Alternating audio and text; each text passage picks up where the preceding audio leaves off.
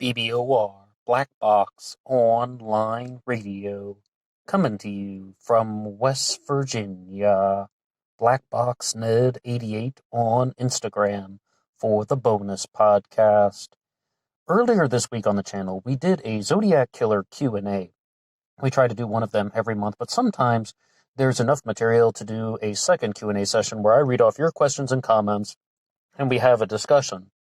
I thought, though, instead of just doing an ordinary part 2, we could focus this one on some of the comments that have been coming in about a particular Zodiac killer suspect named Earl Van Best Jr. So welcome to our Earl Van Best Q&A, and let's get started. Our first one comes to us from Dennis, that's just the YouTube username Dennis, who says, "You claim that there is flimsy evidence against Earl Van Best being the Zodiac killer. Can you explain how Earl Van Best is appearing in the cipher? Not appearing randomly, but one letter per column from right to left." Now, with this exact thing, I was on Google and I was looking for the exact cipher solution that he was talking about, and I did not see that. But I've seen numerous ways to get Earl Van Best in the cipher. There are at least two very specific ones that come to mind, and the more scattered one is what I saw Gary Stewart talk about in The Most Dangerous Animal of All, both in the book and the Hulu series. I mean, I saw it on Hulu. I'm not sure where it was originally released. It might have been originally released on FX when they did the multi-part miniseries on Earl Van Best Jr. and Gary Stewart, his biological son, who believes that Earl was the Zodiac killer. Now, can I explain this? Yeah, absolutely. What happened to Geik being found in the cipher? What happened to all these solutions with Arthur Lee Allen found in the ciphers? What happened to Tony Tola, the person whose name is found written very clearly in the 340? What happened to Kelly Marshall's theory that shows Xenophon Anthony as the Zodiac killer because of a 340 cipher solution? How do we say that this is just the be-all, end-all? When I said that there is flimsy evidence against Earl Van Best being the Zodiac killer, number one, he doesn't seem to match the physical descriptions of the Zodiac too well. And number two, his whereabouts for 1969 are highly questionable. And I don't mean to give away too many spoilers, but the book is called The Most Dangerous Animal of All by Gary Stewart and Susan Mustafa, but they turned it into that documentary for FX and Hulu. I saw it on Hulu, but I think it was on a different network.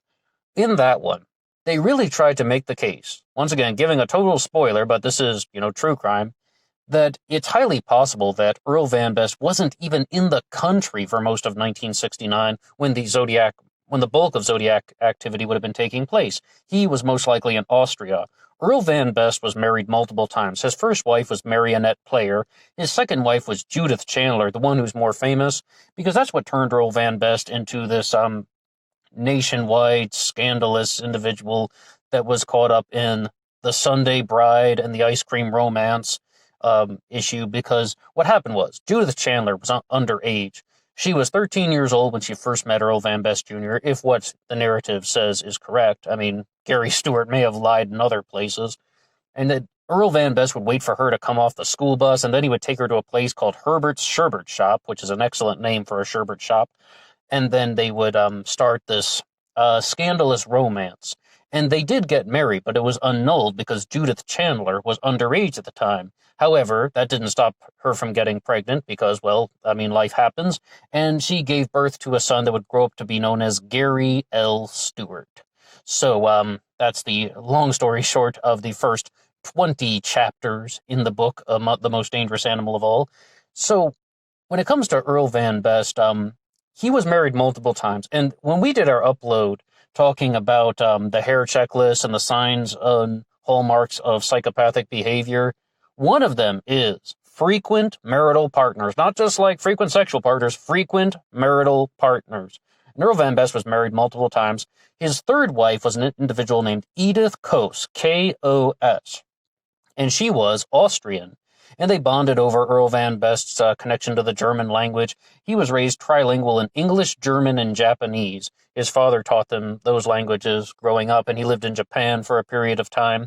And he also bonded with his close friend William Lomas, who perhaps aided Gary Stewart in some ways for the composition of the book The Most Dangerous Animal of All. So he was married to a woman from Austria, and it's highly possible that he was in Austria in 1969. So it's like that would just rule him out completely. I mean, he's not in the country, and they it's, they believe that to be somewhat true. But Gary Stewart is rather fraudulent in that. And I have to say, we're going to go on to our next comment, but this is one that I couldn't exactly find the exact text, so I would love to give a shout out to the person who said this one, but it may have been deleted because we did an upload called Zodiac Killer Suspect Ratings, where I would rate the suspects on a scale of 1 to 10, 10 being the highest, 1 being the lowest, and I gave Earl Van Best a 1 out of 10. And somebody wrote in, did the person giving Earl Van Best a 1 out of 10 actually read the book? Because I would say that he's a 9 out of 10. I don't know if he's talking about me, because other people are giving their suspect ratings in the comment section, and I saw at least one more person that gave Earl Van Best a 1 out of 10 for being the Zodiac Killer. What I can say about that is, not only did I read the book, we did a 9-part book discussion on the most dangerous animal of all that is available here on this channel, Black Box Online Radio, and you can hear that in the description box. And if you would like to hear more about Earl Van Best as the Zodiac Killer, and if you do get a chance to read The Most Dangerous Animal of All, firstly, please get it from a library. Let's not give Gary Stewart any more money. He's a fraud. And the only other thing to say about that, I mean, if that's not enough, is that it really begins as a biography on Earl Van Best as a person. It took a long time to get to the Zodiac material in The Most Dangerous Animal of All, but if you would like to hear our book discussion, the best way you can support this channel is just by listening to some more of our content, never asking for any money. All you gotta do is listen, and make sure you get the special bonus link that is pinned in at the very end of that book discussion on Earl Van Best as a Zodiac Killer suspect. Now, going on to our next one. This one comes to us from MVP1040, I guess we can say MVP 1040, who says, the Zodiac was barrel-chested. This dude was skinny. Doesn't add up. And I would like to partner that with another one that comes in from Jason Reynolds. We also had somebody sharing something about Earl Van Best's physical description, saying, wasn't Earl Van Best very small, very thin, and 5'6"? Doesn't remotely match the description of the Zodiac. Now, I seem to be drawing a blank on Earl Van Best's height. I mean, if he was indeed 5'6", he's not the Zodiac Killer. Cecilia Shepard survived the Lake Berryessa stabbing on September 27th of 1969, and she placed the Zodiac as over 5'10", 5'11", maybe 6 feet tall. You're not going to mistake somebody for like 6 inches on a person's height. Like a 5'6" person is not going to be mistaken for being 6 feet tall. And we can see the video that Tom Voigt posted of Earl Van Best in the courtroom. Yes, indeed, he was a skinny individual. He certainly wasn't barrel-chested. It's highly unlikely that he was the Lake Berryessa stabber.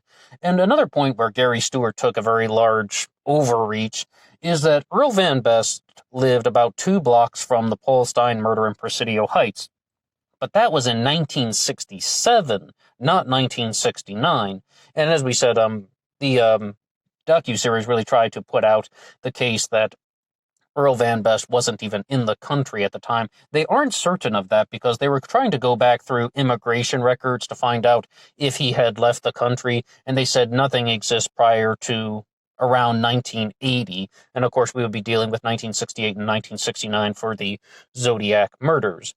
Going on to our next comment, we have one from Vic Underwood, who says, I think that Michael Wachsel and Gary Stewart were in cahoots together. Weren't they published just 3 days apart? That is provided that the information is correct. I can picture them on the phone talking about how to spin all of the non-evidence into a convincing story in order to not have to speak against the system. With Earl Van Best Jr. as a Zodiac Killer suspect, there are 2 people that are promoting the theory, and their names are Gary Stewart and Michael Wachsel. They both have books out on the subject. I believe Michael Wachsel's is called The End of the Zodiac Killer Mystery. And with that one is, Michael Wachsel is a handwriting expert. Now, I confess to you, I read The Most Dangerous Animal of All. I did not read Michael Wachsel's book because I'd already had enough of this Earl Van Best theory, or feeble attempts by this team of Wachsel, Stewart, and Mustafa to try and sell things. I didn't want to spend any more money on this, but I did listen to a series of interviews that have been put out by Michael Wachsel And we also have an upload called Michael Wachsel Theory on this channel. It's called Zodiac Killer Michael Wachsel Theory, and you can hear about us discussing some of the material that is shared in the interviews. Michael Wachsel wrote a companion piece to Gary Stewart's book, The Most Dangerous Animal of All, and in our first upload on this channel, simply called Zodiac Killer Earl Van Best, we talk mostly about Michael Wachsel's theories because he is a handwriting expert. And he also says that his book and Gary Stewart's book go hand in hand. You can read either one of them first. It doesn't really matter which one.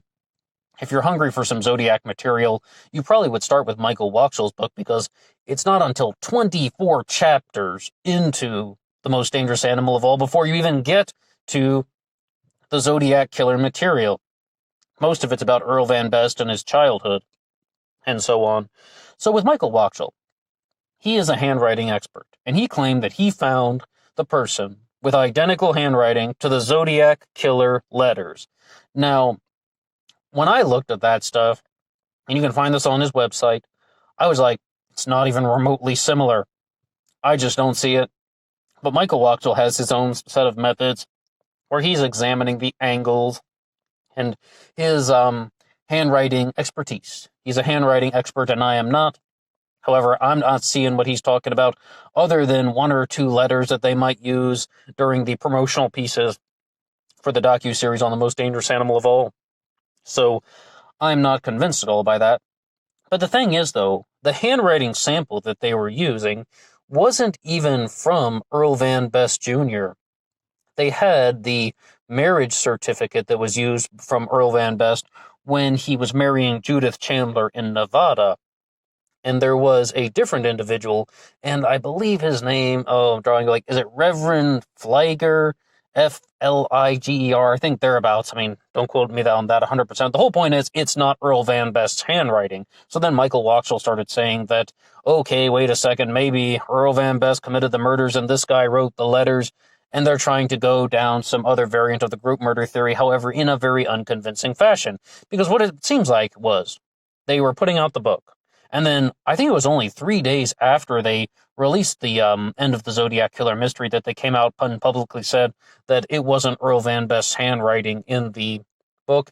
So, on the marriage certificate, they came out with that very early on. And there's a particular individual that is working in between Gary Stewart and Michael Wachsel, and her name is Susan Mustafa. She's featured extensively in that multi-part documentary series, and either she's somewhat of a convincing actress or she was duped by Gary Stewart. The documentary series tried to show that she was experiencing the latter, that Gary Stewart had deceived her into promoting this book and this narrative that his father, Earl Van Best Jr., was the Zodiac Killer. When, according to Michael Wachsel, though, Susan Mustafa was the intermediary. He said he rarely talked to Gary Stewart, if that is truthful, and that it's Susan Mustafa doing the back and forth between Wachsel and Stewart.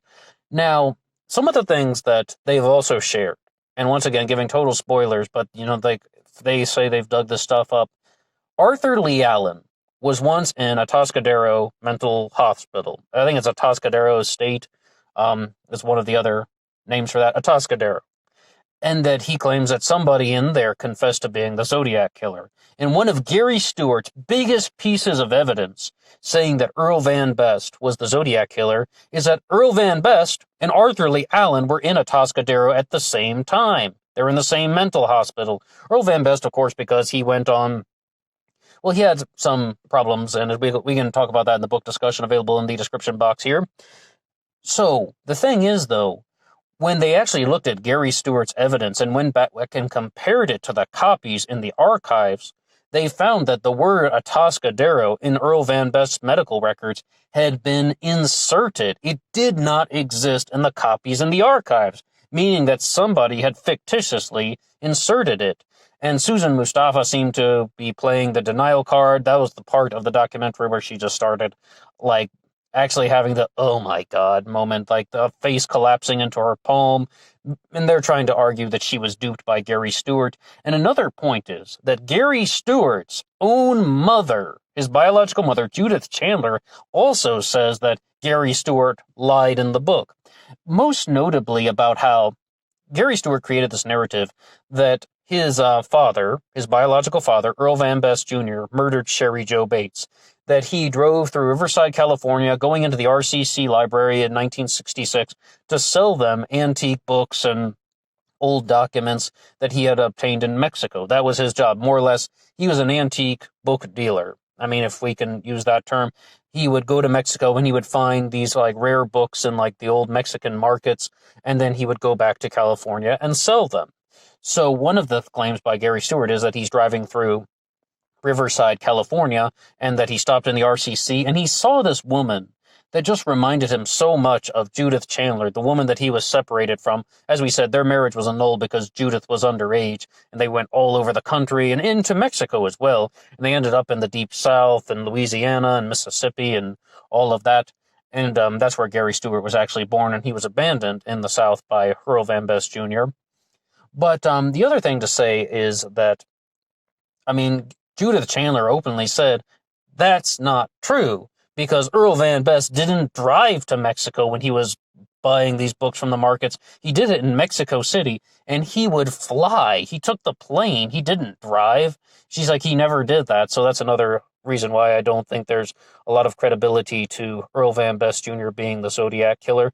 And the thing that we should also look at is not only does this guy seem like his handwriting is not a match, not only does he seem like he is someone who doesn't match the physical descriptions, it's possible he wasn't in the country in 1969. It's also possible that he wasn't prowling the areas looking for people that just resembled his ex-wife Judith Chandler.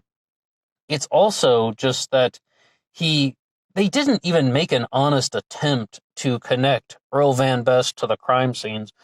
The things that I wanted to hear the most, actually, the single biggest thing in the book that I was looking for was, how are they going to explain that Earl Van Best committed the Lake Berryessa stabbing? Like how, why, what's the significance of the Zodiac killer symbol and hood?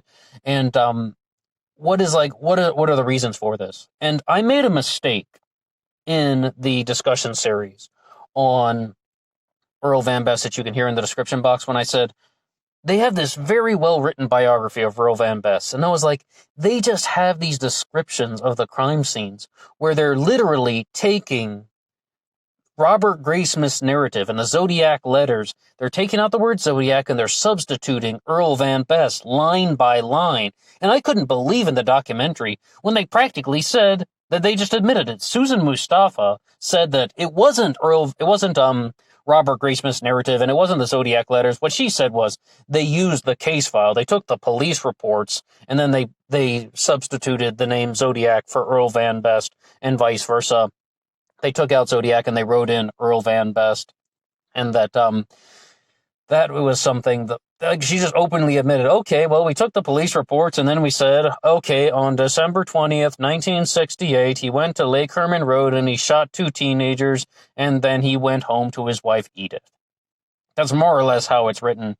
It's not even an honest attempt, because it just feels like a different writer has taken it over, and I'm just, I really was so disappointed when I was reading the book, The Most Dangerous Animal of All, because I wanted to hear, how is this guy a Zodiac killer suspect?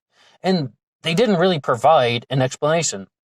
They have this very well-written biography on, okay, this is Earl Van Best. He is somebody who did not think highly of his mother. He had a very rocky relationship with his father because his father was someone who became a prominent member of the military. He was like the head of chaplains for, what branch was it? Was it the Navy? And he also was trained in some other things. He held a variety of different positions with the military, but being head of the chaplains for like the entire nation or something like that. And there's even a time where he's like meeting the president, and his father was someone who was rather prominent. However, he had this son who would just go off in somewhat chaotic directions. It also has to do with his father and his mother's marriage breaking up, as well as his mother's controversial behavior. A lot of things that are very saddening, actually. And no matter who this person is, you feel something for them. But more or less, Earl Van Best grows up to become a pedophile, and he's telling his friend William Lomas, she's young, that's how I like them. I mean, And really, like, he's waiting for this 13-year-old girl to come off the school bus so he can start smooth-talking her, create the ice cream romance, and then they just take off and they run around the country, and William Loomis, his friend, is wiring him money, and that's also one of the reasons why William Loomis would become bitter against against Earl Van Best Jr., and that he would want to contribute to Gary Stewart. And the final thing that I would like to say is one more piece of evidence, not talking about any of the other ciphers except the Z13. There is one solution to the Z13 cipher, which has 13 symbols in it, that says that Earl Van Best Jr. fits because it has 13 letters in his name. The problem is, though, Earl Van Best is just what we call him. His legal name is Earl Van Dorn Best Jr.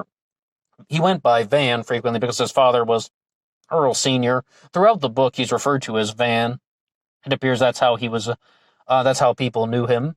But the only thing to say about that is just that how many people can be put into the Z13? I can show you how that reveals Alan Zodiac, Know My Name, as well as, who's that other one? Ed Edwards can also be put into the Z13 in a particular way. We can mess around with the ciphers in a variety of different ways and get people's names. So, talking about flimsy evidence, all they did was take the police reports, pull out the name Zodiac, and substitute Earl Van Best. That's the flimsy evidence.